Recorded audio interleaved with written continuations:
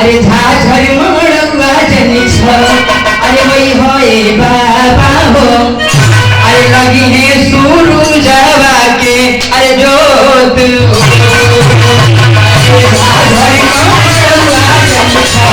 वही होए बाबा हो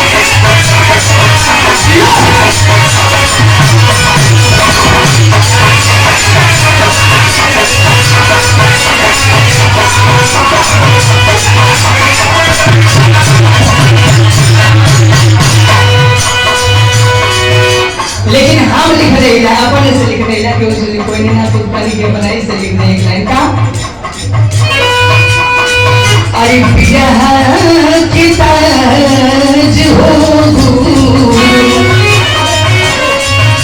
अरे बिरहा के ताज भेजन अरे भूराज भरती हो अरे बिरहा के ताज भेजन अरे भूराज भरती हो अरे बाजारा से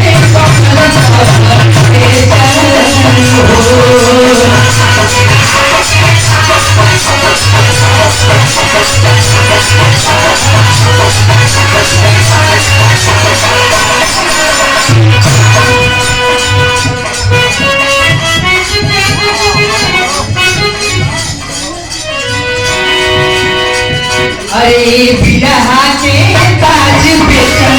भूराज भरती हो हमारे गुरु जी बिरहा का ताज रहो आज भी उनको सबकर पचरा देवी गीत सबकर अपने के पावर स्टार समझे मेगा स्टार समझे सबकर उतार हुई लेकिन अगर सुबेरे कोनो भी मंदिर पर अगर गुरु जी तो पचरा बजा आज भी लगेगा कि वो आवाज जिंदा बात है इतना सुहावन लगेगा कि अगर वो मई अगर आदमी धाम में बैठा अगर वो सुतल जाए तो पचरा सुन सकेगा अरे बिरहा